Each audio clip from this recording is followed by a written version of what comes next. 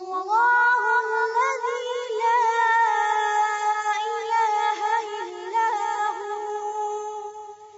عالم الغیب والشہادہ هو الرحمن الرحیم هو اللہ الذی لا الہ الا الملک القدوس السلام المؤمن المهيمن العزيز الجبار المهيمن العزيز الجبار المتكبر سبحان الله عما يشركون هو الله الخالق البارئ المصور له الأسماء الحسنى يسبح له ما في السماوات والأرض وهو العزيز الحكيم صدق الله العظيم. نحمده ونصلي على رسوله الكريم اما بعد فاعوذ بالله من الشيطان الرجيم بسم الله الرحمن الرحيم رب اشرح لي صدري ويسر لي امري واحلل عقدة من لساني يفقهوا قولي. اللہ تعالیٰ کا لاکھ لاکھ شکر ہے جس نے ہمیں انسان بنایا. وہ چاہتا تو کوئی بھی اور مخلوق بنا سکتا تھا اور ہم اس کا کچھ بھی نہ بگاڑ سکتے. وہ چاہتا تو ہمیں کسی جنگل میں کوئی جانور بنا کر پیدا کر دیتا اور ہماری زندگی کا مقصد محض غذا کی تلاش، محض ٹھکانے کی تلاش اور ختم ہو جانا. اگر وہ چاہتا ہمیں کسی بچھو یا بجو یا کسی کیچڑ کے کیڑے کی شکل میں بھی بنا سکتا تھا. وہ چاہتا تو ہم کسی جاہڑ کے اندر، کسی گندگی کے ڈھیر کے اندر ایک چھوٹا سا کیڑا ہوتے. ہم کیا کر سکتے تھے؟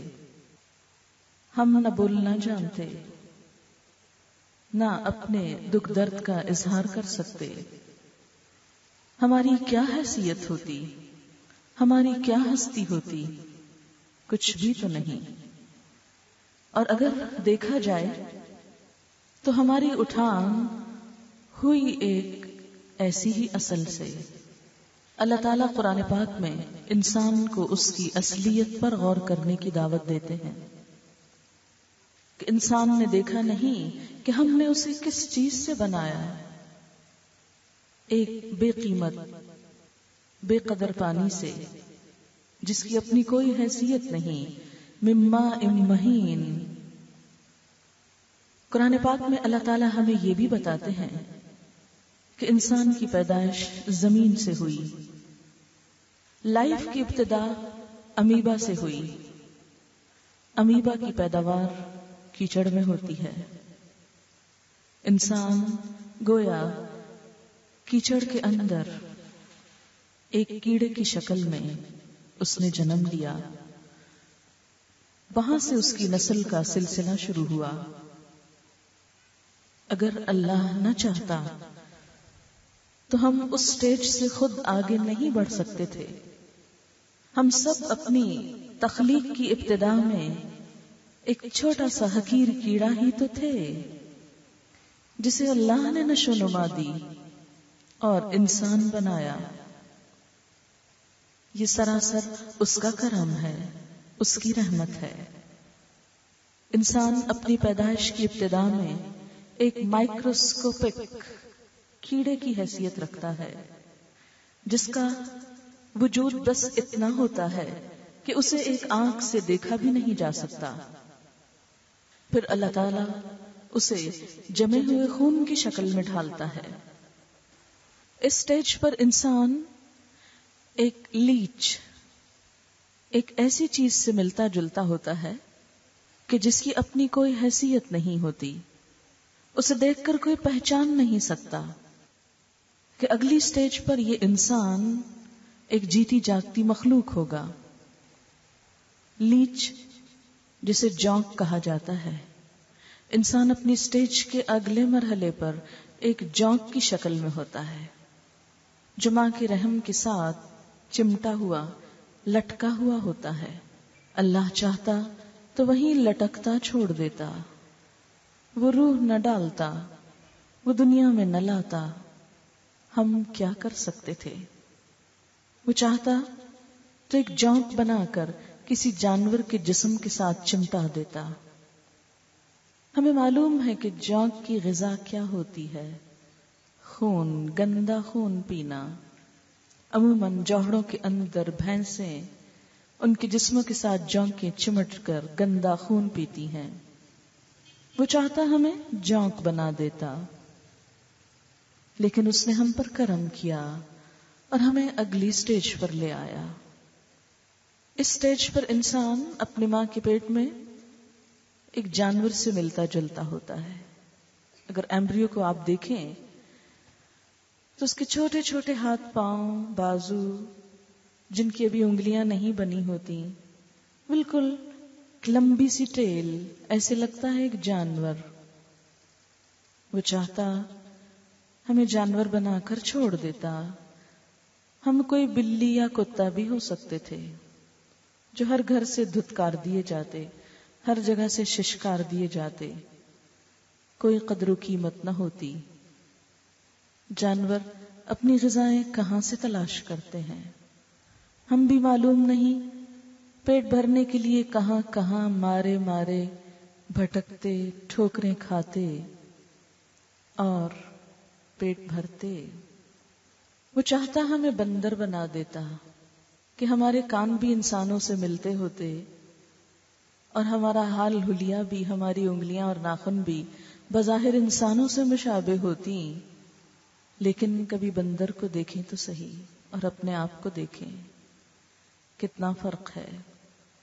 عموماً ہمیں شکوہ رہتا ہے ہماری شکل اچھی نہیں بنائی گئی، ہمارے منہ پر بال کیوں ہیں، اور طرح طرح کی ناشکری کی باتیں کرتے ہیں۔ لیکن اس رب نے بہت ہی خوبصورت شکل دی، فتبارک اللہ احسن الخالقین۔ بہت ہے بابرکت وہ ذات، وہ رب جو سب سے بہترین خالق ہے۔ اس نے ہمیں انسان بنایا، عزت عطا کی۔ وَلَقَدْ كَرَّمْنَا بَنِي آدَمَ، ہم نے بنی آدم کو عزت عطا کی، خشکی اور سمندر کو ہمارے لیے مسخر کیا، ان فضاؤں کو ہمارے لیے مسخر کیا، یہ ہوائیں ہمارے لیے بنائیں، یہ سبزہ، یہ پہاڑ، یہ سمندر انسان کی خدمت کے لیے۔ اتنی نعمتیں جن کو شمار نہ کر سکیں۔ وَإِن تَعُدُّوا نِعْمَتَ اللَّهِ لَا تُحْصُوهَا، اگر تم اللہ کی نعمت گننا چاہو گن نہیں سکتے۔ صرف ایک آنکھ ایک لمحے میں جو کچھ دیکھتی ہے، ایک دفعہ دیکھ کر جو ہم آنکھ جھپک دیتے ہیں، گویا ایک کیمرے کی تصویر جو اتاری جاتی ہے اس میں 70 لاکھ خلیے کام کر رہے ہوتے ہیں جو آپس میں ایک دوسرے سے کوآپریٹ کرتے ہیں۔ اگر ان میں سے ایک دو میں بھی بگاڑ آ جائے تو ہم دیکھنے سے رہ جائیں۔ ہم بیک وقت کتنے رنگ دیکھتے ہیں، کسی بھی ایک چیز پر نظر ڈالیں، مثلا ہمارے آگے یہ بچھا ہوا میز پر کپڑا، اس میں 2 رنگ نمایاں ہیں، ہم بیک وقت دونوں رنگوں کو دیکھ سکتے ہیں اور دونوں کو ڈفرینشیٹ کر سکتے ہیں۔ یہ تمیز کرنے کی صلاحیت اگر وہ نہ دیتا تو ہم کو یہ ایک ہی رنگ نظر آتا، اور زندگی کا لطف رنگوں کی پہچان کے بغیر کیا ہوتا؟ اگر ہر چیز بلیک اینڈ وائٹ ہی ہو جاتی، ہم کیا کر سکتے تھے؟ ہر چیز بلیک اینڈ وائٹ ہی دیکھتے چلے جاتے، جیسا کہ کئی جانور دیکھتے ہیں۔ وہ بھی زندہ ہیں لیکن ان کے لیے کائنات میں رنگ نہیں، وہ اس کو انجوائے نہیں کر سکتے، وہ محض دیکھتے ہیں، اور صرف وہ دیکھتے ہیں جن سے ان کا پیٹ بھر سکے یا وہ خطرے سے بچ سکیں۔ وہ چاہتا تو ہماری غذا صرف گھاس ہوتی، ہم گھاس کھاتے دنیا سے رخصت ہو جاتے. کتنے ہی جانور ایسے ہیں کہ جو ہم جیسے مزے مزے کے کھانے نہیں کھا سکتے، وہ کھائیں بھی تو کھا ہی نہیں سکتے. ان کے اندر اس کی طلب ہی نہیں، بھوک ہی نہیں، چاہت ہی نہیں. یہ جو مختلف چیزوں کی چاہت اللہ نے دل میں رکھی، ایک اٹریکشن رکھی، ایک محبت رکھی، یہی کتنی بڑی نعمت ہے. انسانوں میں سے کچھ انسان ہمیں اچھے لگتے ہیں، وہ اچھے لگنے والے لوگ ہمارے دل کی خوشی کا سامان ہوتے ہیں. ہمیں اپنے والدین، اپنے بچوں، اپنے دوستوں سے محبت ہوتی ہے، ان کو دیکھ کر آنکھیں ٹھنڈی ہوتی ہیں. اگر اللہ یہ دلوں میں محبت نہ ڈالتا، زندگی کتنی پھیکی ہو جاتی. مختلف چیزوں کو دیکھ کر ہم اپنے جذبات اور احساسات کا اظہار کرتے ہیں. کبھی رو پڑتے ہیں، کبھی ہنس پڑتے ہیں، کبھی غصہ کرتے ہیں. اگر یہ جذبات ہمارے اندر نہ ہوتے، ہم محض ایک روبوٹ ہوتے. ہماری کیا حیثیت ہوتی کہ ایک ایسا انسان، ایک ایسی مشین جس کے اندر کوئی جذبہ نہیں، نہ خوشی، نہ غم، نہ دکھ، نہ تکلیف، کسی چیز کا احساس نہیں. ہماری زندگی کتنی پھیکی ہوتی. بکھرے ہوئے رنگ کتنا سکون دیتے ہیں، زندگی میں کتنی جان پیدا کر دیتے ہیں. ہم مختلف ذائقے چکھ کر کتنا لطف اٹھاتے ہیں، مختلف آوازیں سن کر کتنا انجوائے کرتے ہیں. یہ سب انجوائمنٹ جانوروں کے لیے نہیں ہے، انسانوں کے لیے ہے. یہ سب کچھ اللہ نے میرے اور آپ کے لیے بنایا ہے. خلق لکم ما فی الارض جمیعا، جو کچھ زمین میں ہے سارے کا سارا تمہارے لیے بنایا. ہم بول سکتے ہیں، جانور بول نہیں سکتے. ان کی آوازیں کتنی مبہم ہوتی ہیں، سمجھ میں نہیں آتا کہ اپنے غم کا اظہار کر رہے ہیں یا خوشی کا کر رہے ہیں، یا کسی کو بلا رہے ہیں یا کسی پہ ناراض ہو رہے ہیں. یہ طرح طرح کے لباس، مختلف رنگوں کے لباس، موسم کی مناسبت سے بدلتے لباس، یہ چوائس ہمارے پاس ہے، جانوروں کے پاس نہیں ہے. ایک بلی گرمی ہو یا سردی، اس کو ایک ہی کھال پہننا ہے، ایک ہی رنگ پہننا ہے، اس میں کچھ فرق نہیں کر سکتی. یہ سب ویرائٹی ہمارے لیے رکھی گئی. کیا ہم اللہ کی نعمتوں پر اس کے شکر گزار نہ ہوں گے؟ اس کی طرف توجہ نہ دیں گے؟ اس کی طرف پلٹیں گے نہیں؟ اسے اس کا حق نہ دیں گے؟ اس کی قدر نہ جانیں گے؟ اس کو اہمیت نہ دیں گے؟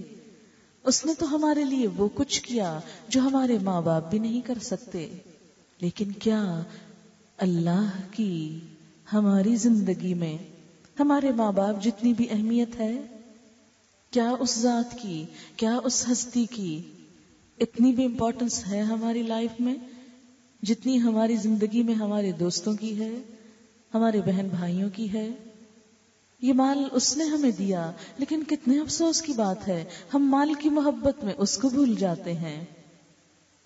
لطف اٹھانے کی طاقت اس نے ہمیں دی، لیکن کتنے افسوس کی بات ہے کہ ہم لطف اٹھانے میں محو ہو کر اسی کو بھول جاتے ہیں، اسی کو پیچھے چھوڑ دیتے ہیں، اسی کو نظر انداز کر دیتے ہیں. وہی امپورٹنٹ نہیں رہتا، اسی کی کوئی اہمیت نہیں رہتی. یہ سب رویہ کیا شکر گزاری کا رویہ ہے؟ نہیں تو پھر اس سے بڑھ کر یہ کہ اس نے ہمیں مسلمان بنایا، اسلام کی نعمت دی، اپنی پہچان دی، اپنی طرف آنے کا راستہ دکھایا، سکون اور اطمینان سے جینا سکھایا، خوش رہنے کا گر سکھایا. کیا اس کا ہم پر احسان نہیں؟ اور اس کے اس احسان کے بارے میں ہم نے کیا سوچا؟ وہ ہم سے کیا چاہتا ہے؟ کبھی ہم نے یہ سوچا کہ اتنا کچھ اس سے لے کر ہم اس کو کیا دے رہے ہیں؟ ہم نے اسے دینے کا کیا سوچا ہے؟ عموماً ہم سوچ لیتے ہیں وہ تو بادشاہ کائنات ہے، اس کو ہم سے کیا لینا. ہاں، اسے ہم سے کچھ بھی نہیں لینا. وہ ہم سے مال نہیں مانگتا، وہ ہم سے دنیا کی کوئی چیز نہیں چاہتا، اس لیے کہ سب کچھ اس کا اپنا دیا ہوا ہے، اس کا اپنا بنایا ہوا ہے، اس کا اپنا بھیجا ہوا ہے۔ وہ بھلا ہم سے لے کر کیا کرے گا؟ اس کو تو ان چیزوں میں سے کسی کی بھی ضرورت نہیں، پھر وہ ہم سے کیا چاہتا ہے کہ ہم کیا کریں؟ کیونکہ جب اس کے اتنے بے شمار احسانات ہیں تو ہم پر بھی لازم ہے کہ ہم اس کے احسانات کے بدلے میں کچھ تو کریں، اس لیے کہ احسان کے بدلے میں سکون ہوتا ہے۔ لیکن جب تک یہی نہ پتا ہو کہ وہ دینے والا ہم سے کیا چاہتا ہے، اس وقت تک ہم بھلا کریں گے بھی تو کیا کریں گے؟ وہ ہمیں اپنی کتاب میں، اپنے اس قرآن میں بتاتا ہے کہ اسے ہم سے کیا چاہیے۔ آئیے دیکھتے ہیں کہ وہ کیا چاہتا ہے، اس لیے کہ ہمارا فائدہ اس میں ہے کہ ہم اپنے محسن کا حق ادا کریں، اس کے ساتھ اچھا معاملہ کریں۔ اگر ہمارے ساتھ اچھا کیا گیا ہے تو جواب میں ہم بھی اچھا کریں، کیونکہ اس کا وعدہ ہے کہ اگر تم اچھا کرو گے تو میں تمہارے ساتھ اور اچھا کروں گا۔ اور ویسے بھی اس نے ہمیں اس دنیا میں جب بھیجا تو ساتھ ہی بتایا، تبارک الذی بیدہ الملک وہو علی کل شیء قدیر الذی خلق الموت والحیاة لیبلوکم ایکم احسن عملا۔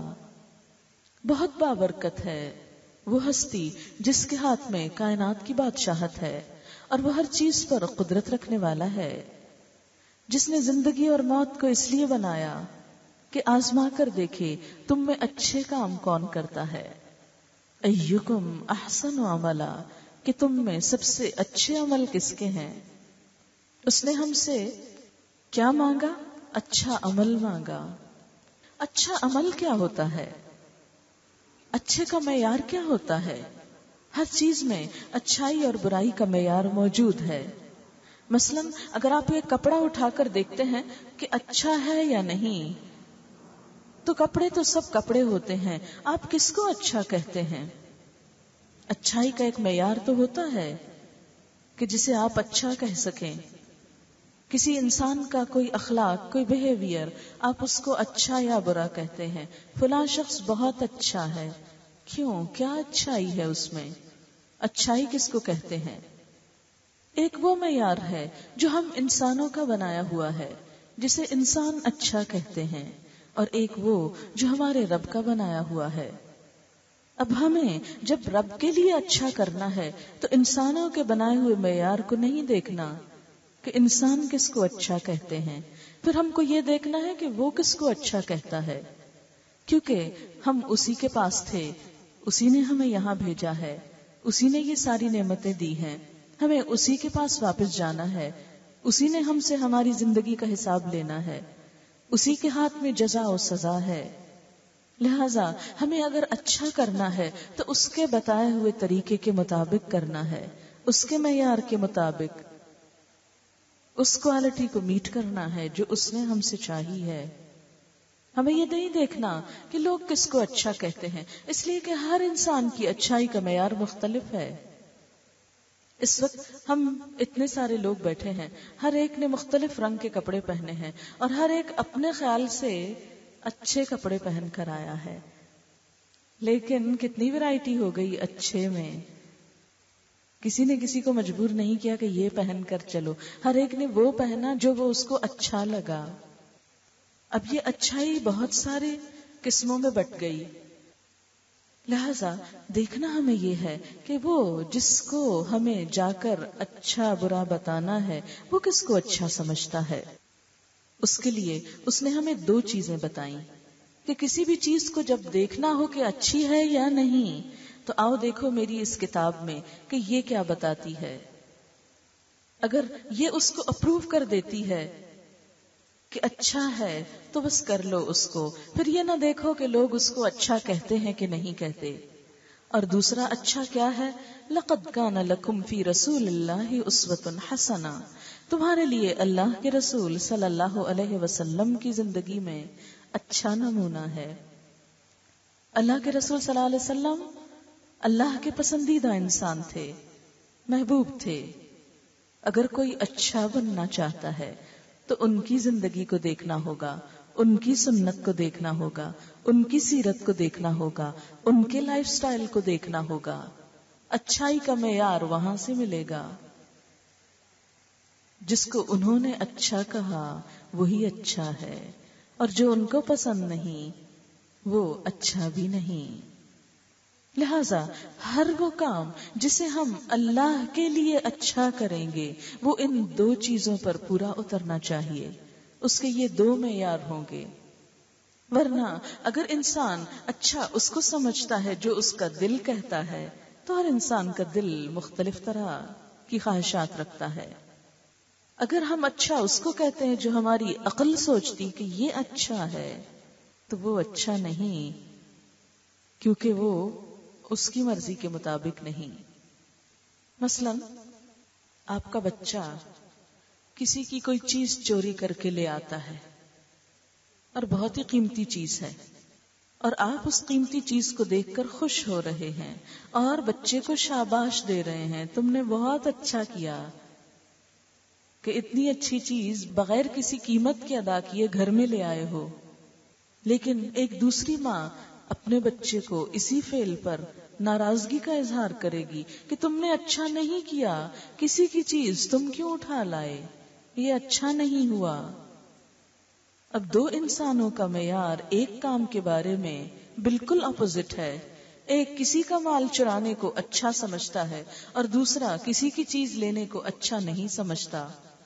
ایک شخص کسی کے ساتھ بات کر رہا ہے اور انتہائی بدتمیزی اور بد اخلاقی سے بول رہا ہے، ایک شخص اس کو دیکھ کر کہتا ہے تم نے بہت اچھا کیا، اتنا بدتمیزی سے جواب دیا۔ دوسرا کہتا ہے نہیں تم نے اچھا نہیں کیا، ایسے جواب نہیں دیتے۔ اب کیا ہے اچھا؟ اس کو سوچو، اس کو دیکھوں یا اس کو دیکھوں، کس کے معیار کو مانوں؟ کسی کے بھی نہیں۔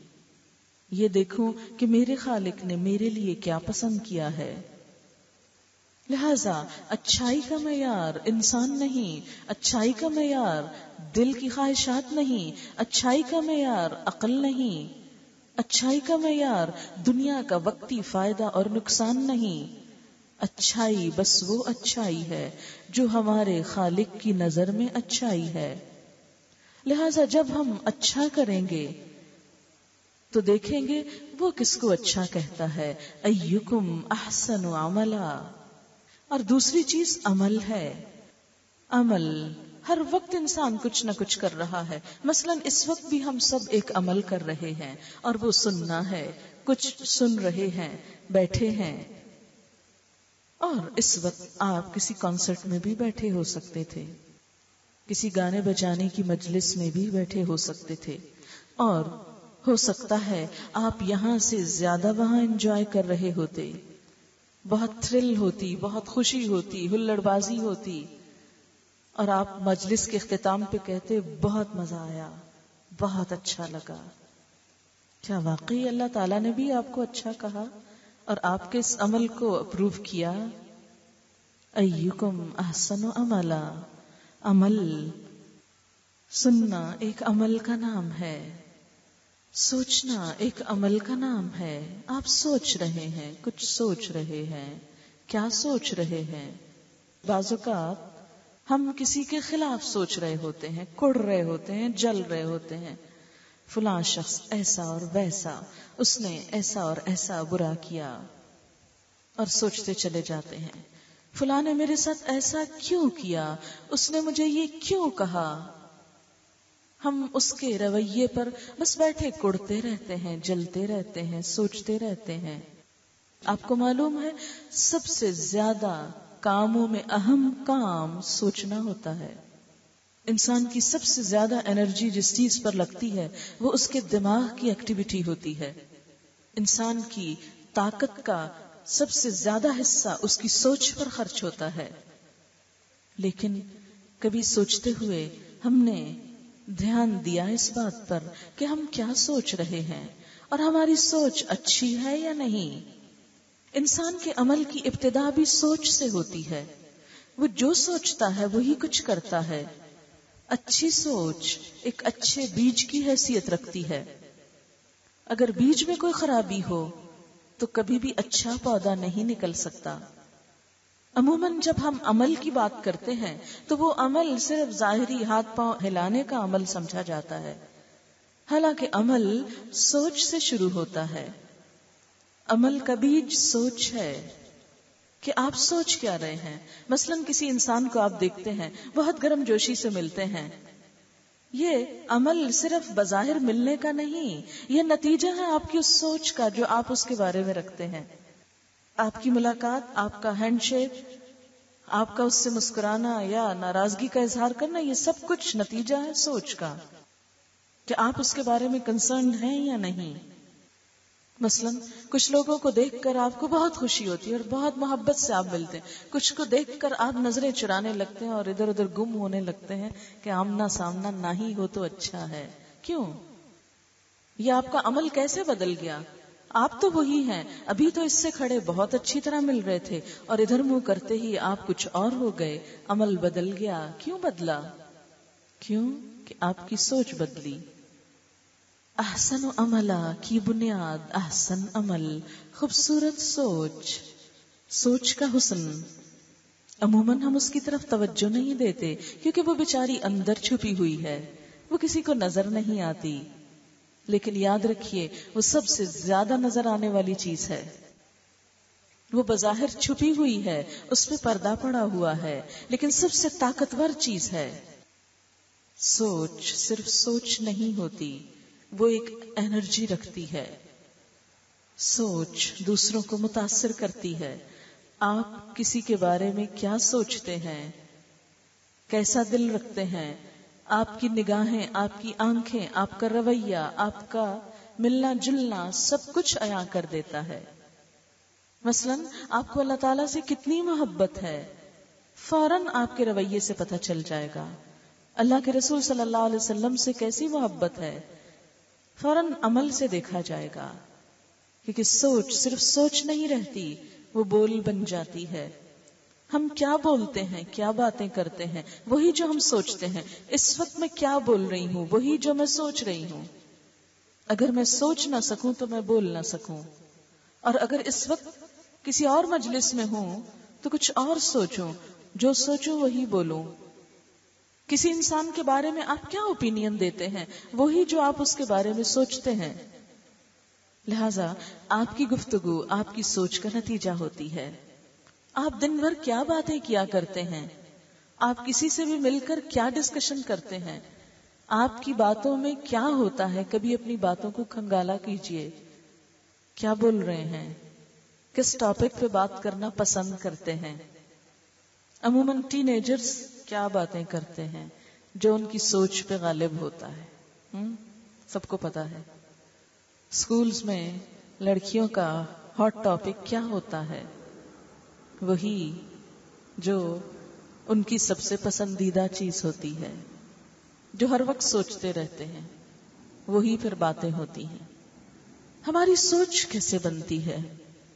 کیونکہ سوچ بھی ماحول کا نتیجہ ہوتی ہے.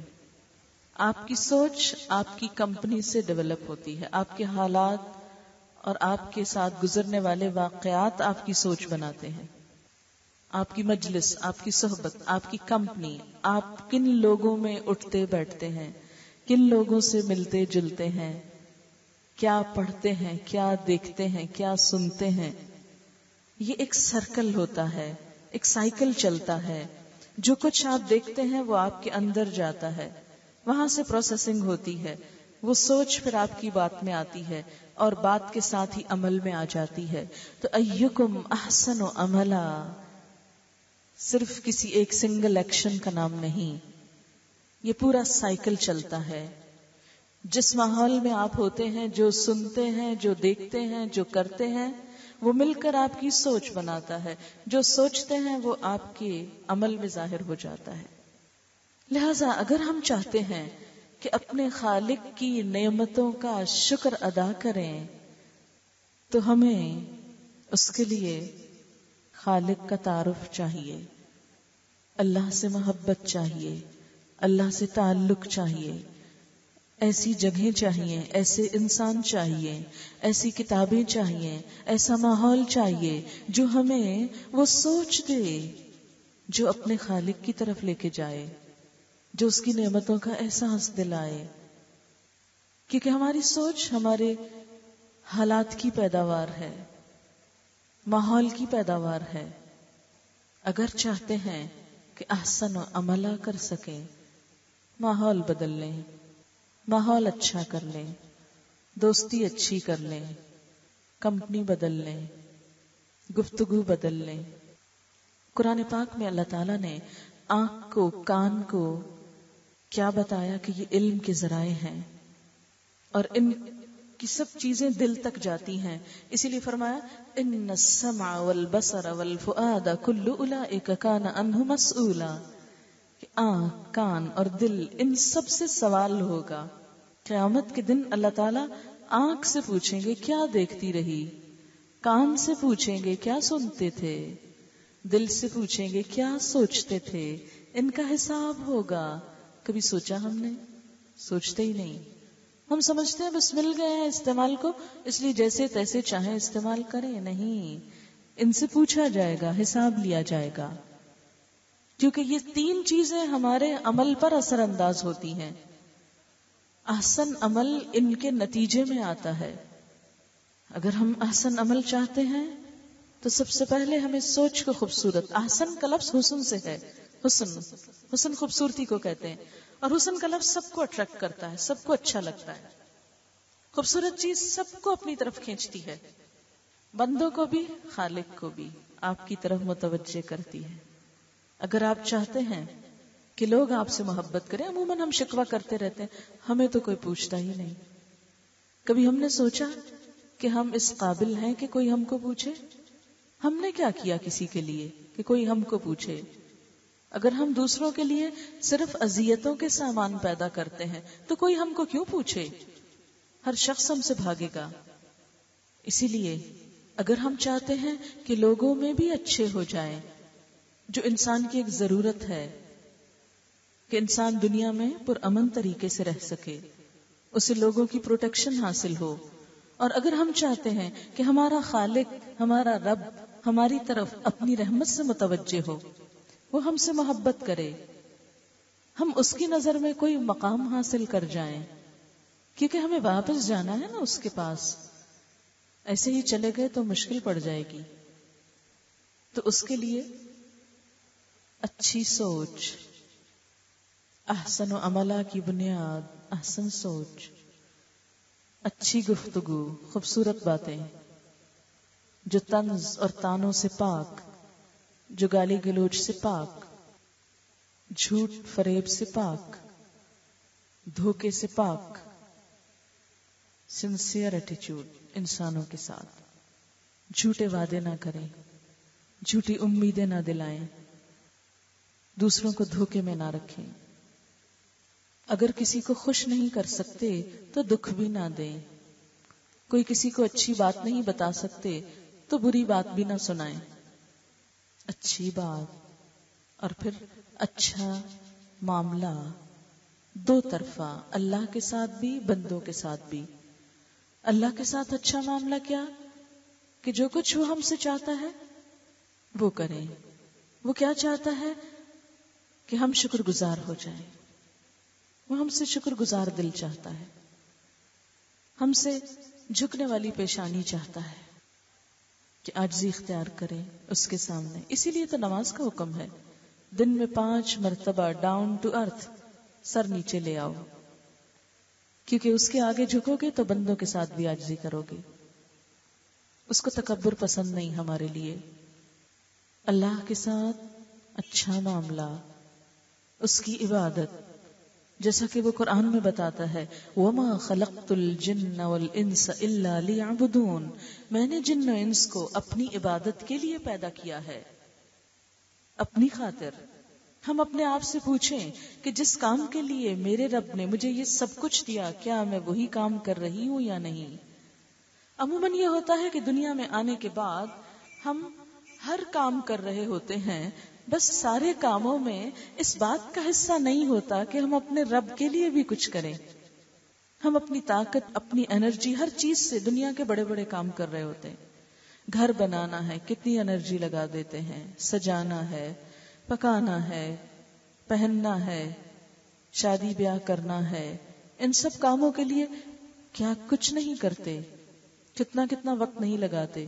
ایک ایک بازار کے چکر میں کس قدر خواری ہوتی ہے، لیکن نہیں تھکتے، خوشی سے اگلے دن پھر جانے کو تیار ہو جاتے ہیں. لیکن ایک نماز میں کیا اتنی ہی طاقت لگتی ہے جتنی ایک بازار جانے میں؟ صرف ایک مرتبہ نہیں، بازار میں گھنٹوں بھی گزر جائیں تو کوئی پریشانی نہیں ہوتی. نماز میں 10 منٹ بھی دل لگانا مشکل ہو جاتا ہے. اللہ کی خاطر تھوڑا سا مال دینا پڑے تو مشکل. اپنے نفس کی خواہشات پوری کرنے کے لیے KFC کے ایک چکر میں بہت کچھ خرچ کر ڈالتے ہیں. ایک وقت کے کھانے میں ہزاروں بھی لگ جائیں تو جسٹیفائی کرتے ہیں. کسی غریب کو ایک وقت کا کھانا دینے میں اللہ کے نام کی خاطر کتنا دل رکھتے ہیں، کتنا خرچ کرنا چاہتے ہیں، کتنا مشکل لگتا ہے، اور دے کر بھی کیسا کیسا احسان جتاتے ہیں. ہمارے یہ رویے، یہی تو ناشکری کے رویے ہیں کہ جس نے سب کچھ دیا اسی کے لیے نہیں. ہم کہتے ہیں نماز کا وقت نہیں، کیا کریں، ٹائم ہی نہیں ملتا، بہت مصروف ہے زندگی، نماز کے لیے وقت نہیں ملتا. گویا دوسرے لفظوں میں اپنے رب کے لیے وقت نہیں ملتا. جس نے سب کچھ دیا اسی کے لیے وقت نہیں، جس نے سب کچھ دیا اس کے لیے جھکنے کا وقت نہیں. اور وہ بھی جھک کر ہم اس کو تو کچھ نہیں دیتے، خود ہی اور مانگ رہے ہوتے ہیں، اپنے ہی لیے جھکتے ہیں. اس کو تو کچھ نہیں چاہیے، اس کی بات سننے کے لیے وقت نہیں. دل تو بڑا چاہتا ہے ہم بھی قرآن سیکھیں، کیا کریں، وقت ہی نہیں، وقت نہیں ملتا. بڑی مجبوریاں ہیں، بڑی مصروفیات ہیں، بڑی ذمہ داریاں ہیں، بڑے کام ہیں. کبھی سوچیں کہ ذاتی خواہشات پوری کرنے کے لیے کیسے کیسے وقت نکالتے ہیں، کہاں کہاں سے نکالتے ہیں. دل کی مرضی پوری کرنے کے لیے کوئی مجبوری آڑے نہیں آتی. ایسے ایسے راستے نکال لیتے ہیں کہ انسان حیران ہو جائے. ہمارا یہ رویہ کسی انسان کے ساتھ ہو تو اور بات، اپنے رب کے ساتھ جس نے سب کچھ دیا اس کے ساتھ تو سب سے بڑھ کر ہمیں اپنے رب کے لیے شکر گزار دل کی ضرورت ہے. جب دل میں شکر آئے گا تو زبان پر اس کا ذکر ضرور آئے گا. لہذا ذکر کرنے والی زبان چاہیے اور اس کی پسند کا عمل کرنے والا انسان چاہیے. اور اس کی پسند کہاں سے معلوم ہوگی؟ اس کی کتاب سے. اور اس کے لیے سیکھنے کی ضرورت ہے، ماحول کی ضرورت ہے، مجلس کی ضرورت ہے، اور ان سب کاموں کے لیے نیت اور ارادے کی ضرورت ہے. اللہ تعالی ہمیں اس کی توفیق عطا فرمائے. وآخر دعوانا ان الحمدللہ رب العالمین. کوئی سوال کیجئے، کیونکہ عموماً علم کی مجلس جب ختم ہو جاتی ہے تو پھر بات کرنا کسی علمی ٹاپک پر مشکل لگتا ہے.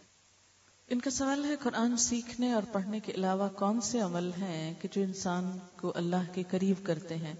قرآن سیکھنے کی بات جو میں نے کی وہ اس لیے کہ وہ ایک کنجی ہے جس سے دروازہ کھل جاتا ہے، ہر روز ایک نیا عمل پتہ چلتا ہے. جب انسان کو کنجی مل جاتی ہے نا، چابی مل جاتی ہے، تو دروازہ کھل جائے تو سب کچھ مل جاتا ہے. اور اگر وہ کنجی نہیں تو سب کچھ اندر بند پڑا ہے، کسی بھی چیز تک آپ کی اپروچ نہیں، آپ کچھ بھی نہیں کر سکتے.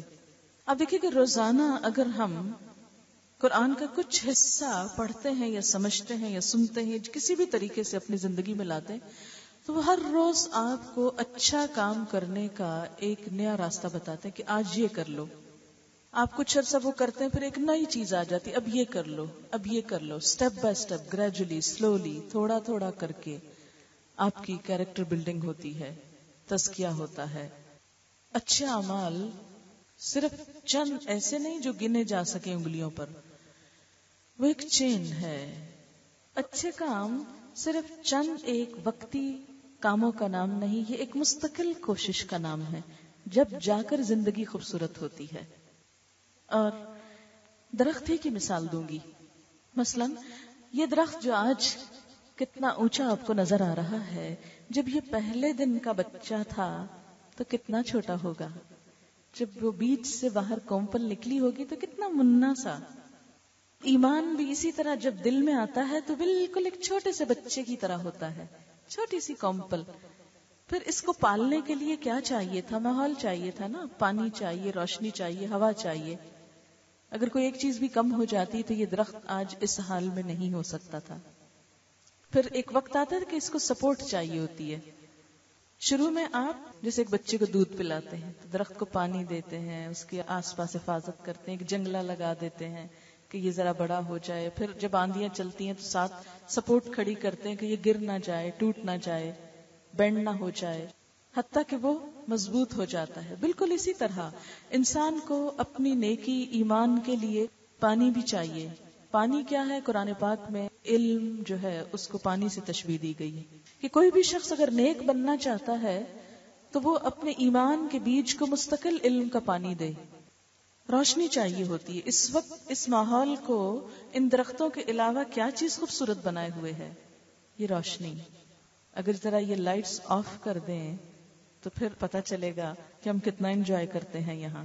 ایک دم ساری خوشی گھبراہٹ میں بدل جائے گی، ایک دم ڈرنے لگیں گے، معلوم نہیں یہ کون سی جگہ ہے، کیا ہے. تو جیسے ایک پودے کو آگے بڑھنے کے لیے پانی کے علاوہ روشنی بھی چاہیے. تو یہ روشنی کیا چیز ہوتی ہے؟ یہ وہ انسان ہوتے ہیں جو بلب کی شکل میں جلتے ہیں، اچھے لوگوں کا ساتھ، جن کی ذات ایک روشنی کا سبب، ایک سورس ہوتی ہے، جن کو دیکھ کر آپ کے اندر کے ذرے چمک اٹھتے ہیں. ہم ذرے کی شکل میں ہوتے ہیں نا، جو سورج سے ایک دم جب رابطہ ہوتا ہے تو کیا ہوتا ہے؟ ذرہ اتنی تیز شعاع چھوڑتا ہے کہ آپ کی آنکھ میں آ چپتی ہے. کبھی ذرے کو چمکتے دیکھا آپ نے؟ تو ذرے کو چمکانے کے لیے کیا چاہیے ہوتا ہے؟ سورج کی روشنی چاہیے ہوتی ہے. اور صرف ایک بلب سے سارا ماحول روشن نہیں ہوتا. آپ نے دیکھا کچھ بڑے بڑے بلب لگے ہوئے ہیں، کچھ چھوٹے چھوٹے لگے ہوئے ہیں، یہ سارے مل کر حسن پیدا کر رہے ہیں. کچھ روشنی دیتے ہیں، کچھ خوبصورتی پیدا کرتے ہیں، ماحول میں فضا بدلتے ہیں، رخ بدلتے ہیں. تو ہمیں بھی اپنے آس پاس ایسے باہمت لوگوں کی ضرورت ہوتی ہے کہ جو ہمیں روشنی بھی دیں، خوبصورتی بھی دیں. اس کے بغیر اگر ہم تنہا بیٹھے رہیں تو ہمارا ایمان پنپ نہیں سکتا.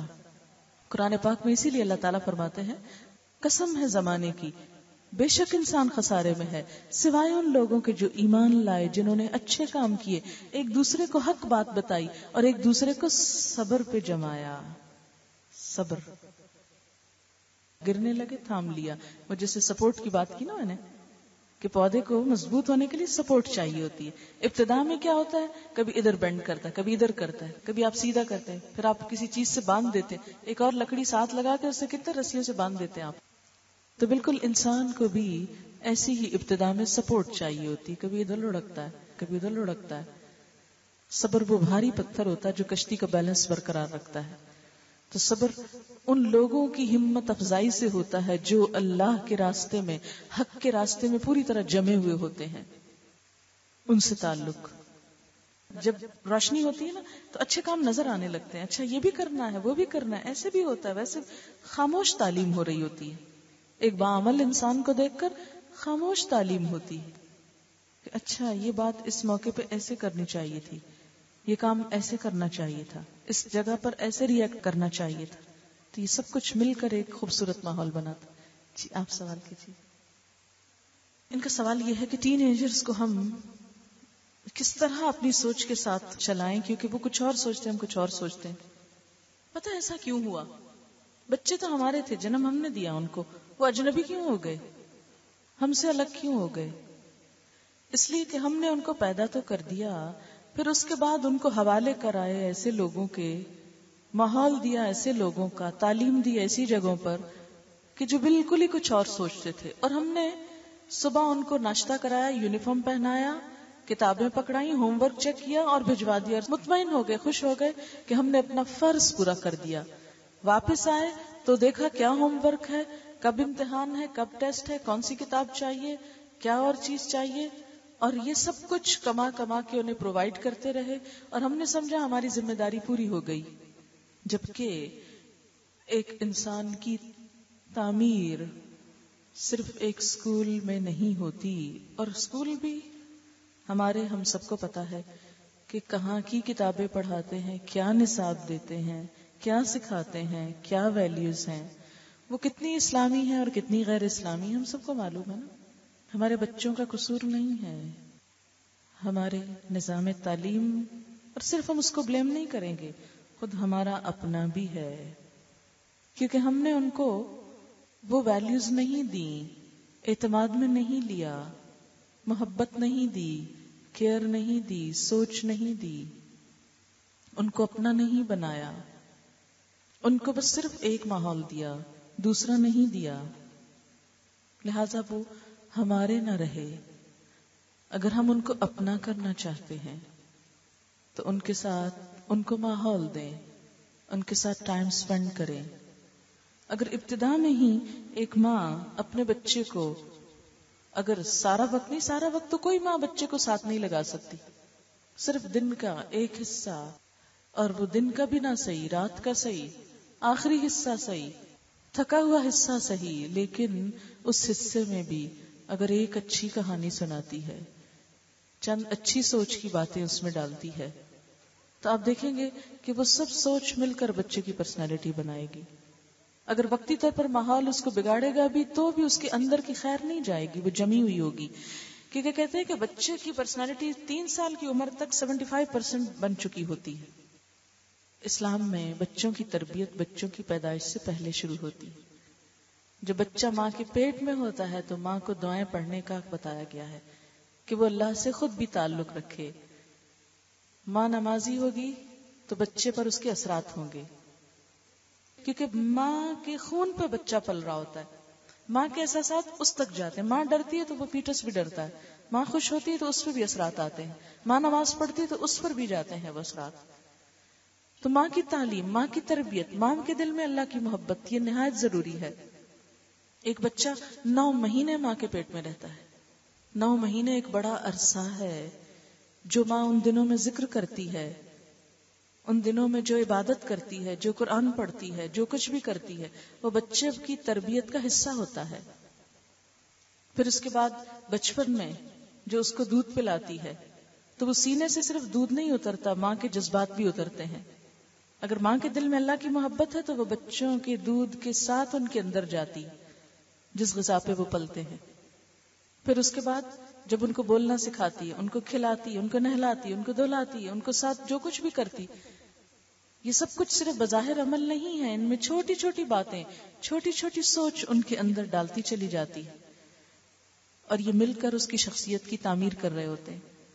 اور پھر بچوں کی تربیت کے لیے بچوں سے دوستی کیجیے، بچوں سے کمیونیکیشن رکھیے. کمیونیکیشن کا دروازہ کبھی بند نہیں ہونا چاہیے. عموماً کیا ہوتا ہے، بچہ کوئی بدتمیزی کرتا ہے ہم بولنا چھوڑ دیتے کیونکہ ہم ناراض ہیں نا، اس لیے ہم ماں ہیں، بولتے ہی نہیں. جاؤ، یہ نہیں چلے گا. بولتے رہیے، بات کرتے رہیے. ہم چاہتے بچے جھک جائیں ہمارے آگے، کبھی خود بھی جھک جائیے، کوئی بات نہیں. دونوں طرف کا معاملہ ہوتا ہے نا، کبھی ایک طرف بھاری کبھی دوسری، کبھی ایک طرف نرمی کبھی دوسری طرف، کبھی ایک منا رہا ہے کبھی دوسرا منا رہا ہے. ہمیشہ کیوں ایکسپیکٹ کرتے ہیں کہ آپ ہی ناراض ہو اور آپ کے بچے ہی منائیں؟ تو انشاءاللہ جب آپ کے بچے آپ پر اعتماد کریں گے، آپ سے اپنے سوچ شیئر کریں گے، تو محبت اور لگن کے ساتھ آپ ان کو اپنا پیغام پہنچا بھی سکیں گے. اور دوسری بات، ان کو اچھے دوست دیجیے. اگر آپ واقعی چاہتے ہیں کہ آپ کے بچے اچھے ہو جائیں، ان کے دوست اچھے کر دیجیے. لیکن اچھے دوست کہاں سے لائیں، کیونکہ معاشرہ تو ہے ہی ایسا نا. اس کے لیے پھر تلاش کرنی، اگر نہیں تو خود پیدا کیجیے. ایسے پروگرام بنائیے، ایسی مجلسیں قائم کیجیے، ایسے طریقے سوچئے کہ جس سے بچوں کو اچھا ماحول ملے، کیونکہ ماں سب کچھ نہیں دے سکتی، بچہ اپنے ماحول سے بہت کچھ سیکھتا ہے، اور جہاں دیکھیں کہ بچے کی کمپنی درست نہیں، اس کو بدلنے کی کوشش کیجیے۔ اور پھر اچھا لٹریچر، اچھی کتابیں۔ ہم دیکھیں کہ بچوں کے لباس پہ ہم کتنا خرچ کرتے ہیں، لیکن بچوں کے لیے اچھی کتابیں خریدنے پہ کتنا خرچ کرتے ہیں۔ مجھے اچھی طرح یاد ہے کہ جب میرے بچیوں نے ریڈنگ شروع کی ابتدا میں، تو اللہ جانتا ہے کہ کسی جگہ کوئی اچھی کتاب ملتی تھی، کسی قیمت پر ہوتی تھی، میں خرید لیتی تھی۔ اچھا فراک نہیں بھی خرید سکی کوئی بات نہیں، بچوں کے اندر اگر اعتماد ہوا تو کم درجے کے فراک میں بھی وہ احساس کمتری میں نہیں ہوں گے، لیکن اگر ان کے اندر اچھا اخلاق نہ ہوا تو اچھا فراک ان کو خوبصورت نہیں بنائے گا۔ اچھی کتابیں کسی قیمت پر، کہیں سے کچھ بھی، اور پھر کوشش کی کہ وہ ان کو پڑھ بھی لیں، وہ صرف کمرے کی سجاوٹ نہ ہو۔ اچھی کتابیں اچھا ذہن بناتی ہیں، پھر اچھی کیسٹس، اچھی کہانیاں، اچھے دوست، یہ سب کچھ مل کر ایک انسان بناتا۔ اور پھر بچے ہوتے، کبھی ان کو بڑا نہ سمجھیے، کبھی یہ نہ کہیے کہ وہ پرفیکٹ ہو جائیں۔ 20 سال تک کی عمر لرننگ کی ایج ہوتی ہے، وہ غلطیاں کرتے ہیں، ان کی غلطیوں کو برداشت کیجیے، اس کو گنجائش دیجیے، اور ان کی غلطیوں کی وجہ سے ان سے نفرت نہ کیجیے کبھی بھی۔ اپنا بچپن سوچ لیا کیجیے کہ ہم بھی تو اتنی غلطیاں کرتے تھے، تو بچے کی غلطیاں پھر نہیں چبھیں گی، معاف کرنا آ جائے گا۔ دعا کر لیتے۔ سبحان اللہ والحمد للہ ولا الہ الا اللہ واللہ اکبر ولا حول ولا قوة الا باللہ العلی العظیم۔ اللہم صل علی سیدنا و مولانا محمد وبارک وسلم۔ یا اللہ پاک، جو کچھ ہم نے پڑھا ہے تو اسے قبول فرما، اگر کوئی بات تیری ناپسند کی ہو تو ہمیں معاف فرما دے، اور ہمیں اپنی اصلاح کی توفیق عطا فرما، ہمیں اپنا قرب نصیب فرما۔ یا اللہ، جنہوں نے اس مجلس کا اہتمام کیا ہے انہیں دنیا اور آخرت کی راحتیں اور برکتیں عطا فرما۔ یا اللہ، جتنے بھی حاضرین مجلس ہیں ان کے دلوں میں جو دعائیں اور نیک تمنائیں ہیں ان کو پورا فرما، ہم سب کی اس کوشش کو قبول کر لے اور ہم سب سے راضی ہو جا، ہم پر اپنی رحمت فرما، ہماری آخرت کو اچھا کر دے، ہمارے دلوں کو ایمان سے بھر دے۔ یا اللہ، تو ہمارے لیے نیکی کو آسان اور برائی کو مشکل کر دے، ہماری اولاد کو دنیا اور آخرت کی کامیابی عطا کر، ان کی ساری مشکلات آسان فرما۔ یا اللہ، تو انہیں ہماری آنکھوں کی ٹھنڈک بنا، ہمیں اپنے والدین کے لیے صدقہ جاریہ بنا، ہمارے والدین پر اپنی رحمت فرما، ان کی بخشش فرما۔ یا اللہ، ان پر اپنی رحمت فرما۔ ربنا تقبل منا انك انت السميع العليم وتب علينا انك انت التواب الرحيم، وصلى الله تعالى على خير خلقه محمد وعلى آله وأصحابه وأهل بيته أجمعين برحمتك يا أرحم الراحمين۔ إلهي آمين۔ سبحانك اللهم وبحمدك نشهد أن لا إله إلا أنت نستغفرك ونتوب إليك۔ والسلام عليكم ورحمة الله وبركاته۔